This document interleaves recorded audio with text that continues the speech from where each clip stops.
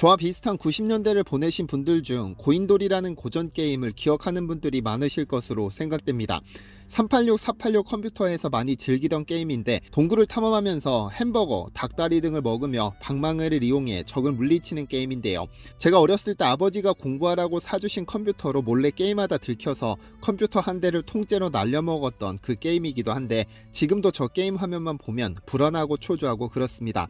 사실 고인돌이라는 것은 청동기 문화의 대표적인 유적인데 인류사에서 굉장히 상징적인 유적입니다. 왜냐하면 인간이 특정한 목적의식을 가지고 자연석 또는 가공한 돌로 무덤을 만들거나 커다란 구조물을 만들어 숭배의 대상으로 삼는 거성 문화는 집단 거주의 증거가 되기 때문이죠. 한국에서 발견된 고인돌 중 가장 거대한 고인돌은 김해 구산동에 있는데 그 무게가 무려 350톤입니다.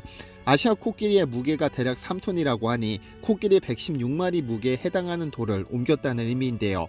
인간 한 명이 나를 수 있는 최대 무게가 약 100kg으로 본다면 350톤짜리 돌을 옮기려면 약 3,500명이 필요합니다. 4인 가족을 기준으로 2명씩 동원했다고 가정해도 최소 7,000명이 한 지역에 거주했던 것으로 추정할 수 있죠. 그러니까 우리 역사에서 고조선 시대에 해당하는 그 시절 한반도 김해 지역은 최소 7,000명이 거주한 집단 거주지였고 이 집단을 이끈 지배자가 존재한 계급사회였습니다.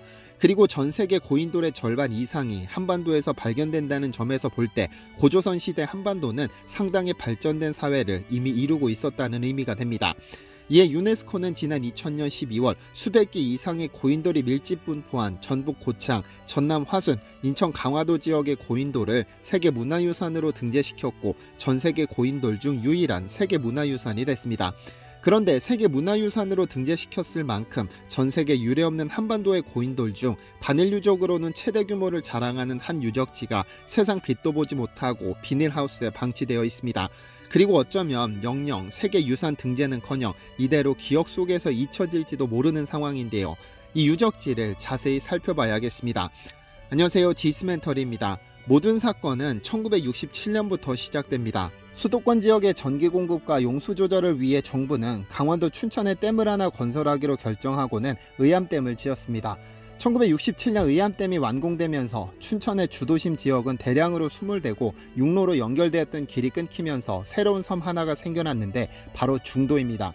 그리고 10년 후 1977년 5월 20일 국립박물관 학예사 2명이 중도를 찾습니다. 댐이 생긴 후 10년간 댐을 막았다 열었다를 반복하면서 없던 물살이 생겨나고 수위가 굉장히 급격히 변동하면서 흙이 깎여나가는 사고가 발생하기 시작했죠. 그런데 고고학자들 사이에서 강원도는 산이 가파르고 계곡이 깊어 그 계곡과 강 주위로 사람들이 옹기종기 모여 살 수밖에 없으므로 상당한 유물이 묻혔을 것으로 봤습니다. 그런데 불행인지 다행인지 이날 중도를 방문한 학예사들의 눈앞에는 깎여나간 흙 사이에서 땅에 박힌 토기 조각들이 보였습니다. 의암댐의 수위 조절로 만수일 때 볼 수 없었던 것들이지만 다행히 이날은 가뭄 해가를 위해 댐을 방류했고 단층이 드러난 겁니다. 그리고 3년 뒤 본격 발굴에 앞서 찾은 중도에서는 더 큰 수확을 얻었습니다. 그간 발견되던 깨진 토기 조각이 아니라 완전형 토기가 나온 겁니다. 그리고 즉각 발굴 조사가 시작됩니다. 잠시만 시선을 돌려보겠습니다. 미키마우스, 미니마우스, 라이온킹, 도널드덕, 엘사 등등 아이들이 가장 사랑하는 캐릭터의 대부분은 미국의 월트 디즈니 컴퍼니에서 창조됐습니다.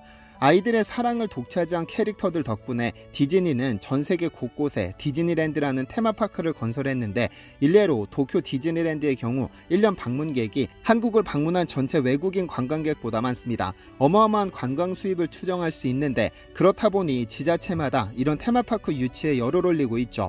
잘 만들어진 테마파크가 갖춰진다는 것은 지자체 곳간이 채워진다는 것을 의미하는 것이고 어느 정치인은 이 곳간을 바탕으로 더 높은 자리를 바라볼 수 있는 치적이 됩니다. 강원도 역시 이런 꿈을 가졌습니다. 그래서 2008년부터 디즈니랜드에 버금가는 레고랜드를 유치하기 위해 엄청난 노력을 쏟아부었죠. 2011년 레고랜드 개발 사업 투자 합의각서를 시작으로 연간 200만 명 이상 관광객과 1만 개 이상의 일자리를 창출할 것이라며 밀어붙여 2022년 5월 5일 개장했는데 지금 현재까지도 강원도에는 비난이 폭주합니다. 왜냐면 레고랜드는 위에서 완전형 토기가 발견된 중도에 건설됐기 때문이죠. 이 사건이 바로 제 구독자분들이 요청해 주셨던 춘천 레고랜드 사건입니다. 좀 더 자세히 살펴볼까요? 2011년 투자 합의각서가 체결된 후 레고랜드 부지로 하중도가 선정됐고 즉각 문화재청은 문화재 발굴 조사를 시작합니다. 레고랜드가 중도에 건설된다는 소식이 전해질 때마다 화약고가 터질지 모른다는 우려 섞인 목소리가 터져나왔는데 2013년 11월 사고가 터지고 말았습니다. 문화재청은 발굴 전문기관 5곳을 선정해 1차 발굴 조사를 시작했는데 조사 결과 무려 1,400기가 넘는 청동기 시대 유구가 대량으로 쏟아져 나왔죠. 고인돌 101기, 집토 917기, 구덩이 355기뿐 아니라 비파형 동검 및 청동도끼 등 청동기 유물 1273점이 출토된 겁니다. 이들의 고고학적인 의미는 대단했습니다. 우선 강원도에서 고인돌이 101기나 발견된 것은 처음인데다 2000년 유네스코가 세계문화유산으로 등재한 고창, 화순, 강화도 고인돌의 버금가는 아니 이를 뛰어넘는 국내 최대 규모입니다. 여기에 집터에는 둥근 바닥 바리 모양 토기와 덧띠 새긴 무늬 토기가 출토됐는데 이들은 이 유적지가 조기 청동기 시대인 기원전 13세기라는 점을 알려주고 있습니다. 게다가 고조선 시대 대표 유물로 알려진 비파형 동검과 청동도끼까지 출토됐으니 이 중도 유적지의 가치는 감히 상상을 초월했죠. 그렇다면 이들은 어떻게 처리됐을까요? 강원도는 우선 큰 그림을 그렸습니다. 당시 정부는 글로벌 테마파크 건설을 국책사업으로 추진할 정도로 의욕이 상당했고 강원도 역시 국책사업의 진심이었습니다. 결국 레고랜드도 유치하고 유적도 보호한다는 목표로 타협안이 제시됐죠. 레고랜드는 최초 계획대로 추진하되 유적들을 최대한 보존한다는 다소 양립하기 어려운 타협안입니다. 왜냐하면 레고랜드가 계획대로 중도에 건설된다면 강원도의 목표대로 연간 200만 명이 찾아올지는 모르겠지만 과연 그 아래 위치한 고인돌 등의 유적지가 과연 제대로 보존될 수 있을까 하는 의문이 생기는 겁니다. 사실 문화재를 보호하는 방법은 다양합니다. 매장문화재 보호 및 조사에 관한 법률, 약칭 매장문화재법의 제4조에 따르면 매장문화재가 존재하는 것으로 인정되는 지역은 원형이 훼손되지 않도록 보호되어야 하며라고 규정하고 있습니다. 하지만 그 보호 방법은 다양하죠. 지역 전체를 조사해 문화재를 발굴하는 방법도 있지만 매장문화재법 제14조에 따라 문화재의 전부 또는 일부를 발굴 전 상태로 복토하는 것도 선택지가 될 수 있죠. 다시 말해 문화재를 발굴 이전의 상태로 덮어둔 후 나중에 다시 흙을 걷어내 조사하는 겁니다. 문화재청은 결국 복토 방식과 이전 방식을 결합하기로 했는데요. 즉 마을 경계에 해당하는 환호와 집터 등의 주거지는 복토에 보존하고 고인돌 등 땅에 올라온 유적은 이전해 보존하기로 한 겁니다. 개발 사업을 담당한 강원중도개발공사 역시 개장 전까지 레고랜드 부지 위에 청동기 공원, 유적박물관과 원3구공원 그리고 전시관을 조성하겠다며 레고랜드 사업에 차질을 빚지 않는 방향으로 계획을 밝혔지만 개장일 당일까지 공사비 281억 원을 확보하지 못했다며 추진하지 않았습니다. 그렇다면 101기에 해당하는 고인돌들은 어떻게 됐을까요? 레고랜드 인근 강변에 가면 크고 작은 비닐하우스가 몇 동 지어져 있습니다. 기온변화가 심한 강원도에서 비닐하우스 농법으로 농사를 짓는구나 생각할 수 있겠지만 어이없게도 이 비닐하우스들의 정체는 고인돌을 보관하는 장소입니다. 비닐하우스 안에는 3000년은 좋긴 없는 돌조각들과 고인돌이 버려지듯 방치되었습니다. 즉 국내 최대 규모의 청동기 유적지에서 발굴된 유물들이 임시보호시설이라는 이름으로 보호받고 있는 것이죠.